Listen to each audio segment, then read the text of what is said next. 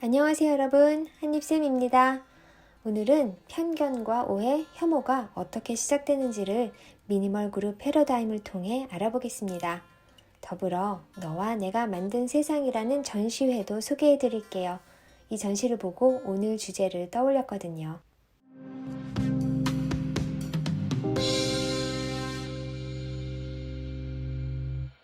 팔은 안으로 굽는다. 보편적인 인간의 속성이죠.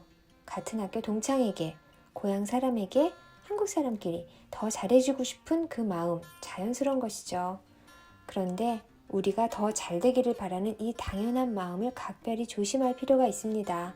나치 독일이 벌인 홀로코스트도 이런 인간의 보편적인 속성에서 출발한 것이니까요. 우리 편, 남의 편, 우리와 그들을 가르는 기준은 무엇일까요? 대체 얼만큼 알고 친해야 혹은 어떤 집단 소속일 때 우리라고 할 수 있는 것일까요?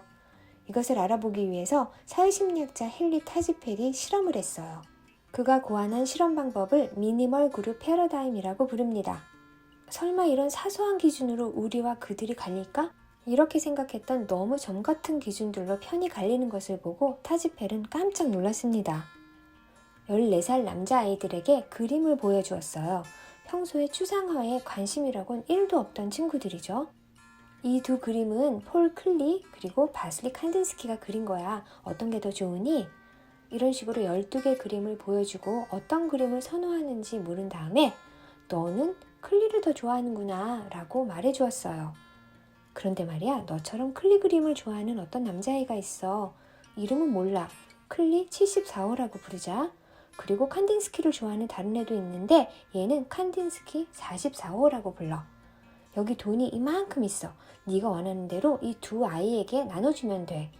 그런데 너는 이 아이들이 누군지 알 수도 없고 나중에 만날 수도 없단다. 그리고 너는 돈을 한 푼도 가져갈 수 없어. 누구에게 얼만큼씩 주겠니? 대부분의 소년들은 자기처럼 클리 그림을 좋아하는 아이에게 돈을 더 많이 주고 싶어 했어요. 그림? 하나도 안 중요해요. 하지만 이름도 모르는 클리 74호가 그래도 내 편인 거예요.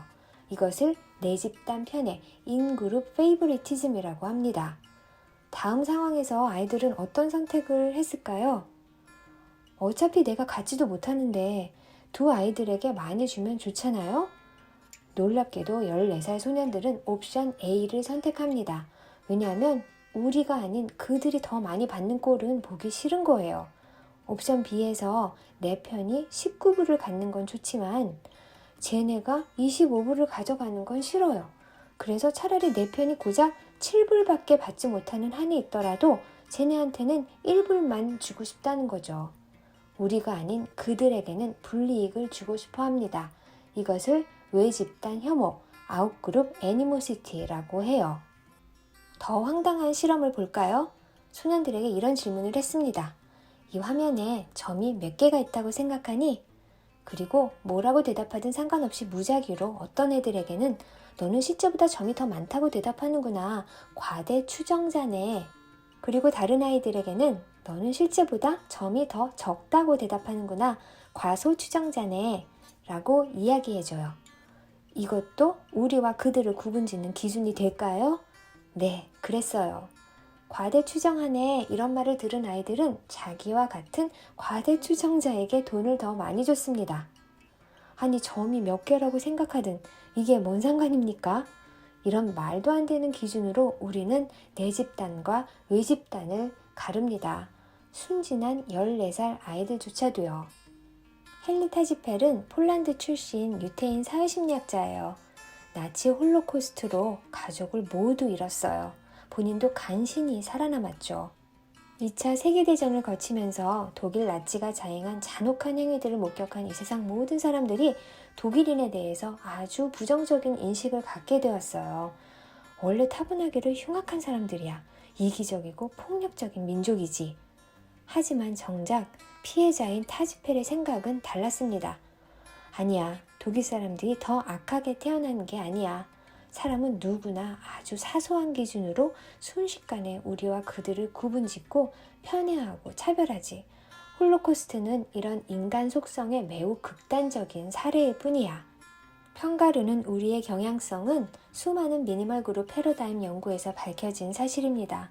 이것이 편견과 오해, 왜곡과 균열의 시작점입니다. 그림에 대한 선호, 추정한 점의 개수로 타인에 대한 혐오와 차별이 시작될 수 있다면 국적과 피부색, 종교와 성별, 나이, 정치적 성향과 성적 지향은 말할 것도 없겠지요. 얼마 전에 너와 내가 만든 세상이라는 전시회에 다녀왔어요. 공기처럼 혐오가 만연한 요즘 예술작품을 통해서 혐오가 더 이상 남의 일이 아니라 우리가 함께 극복해야 할 현상임을 교감하고자 기획한 전시랍니다. 멋진 도슨트 분께서 이런 말씀을 하셨어요. 정말 아무것도 아닌 작은 차이로 우리와 그들을 구분하고 거기서 혐오가 시작된다. 이제 며칠 안 남았지만 가보시면 좋겠네요. 여러분, 우리는 다 같은 사람이죠. 생김새와 태어난 곳, 인생 경험, 가치관이 다르지만 우리 모두 작은 일에 기뻐하고 작은 일에 상처받는 같은 사람임을 기억하면 좋겠습니다. 늘 여러분을 응원합니다.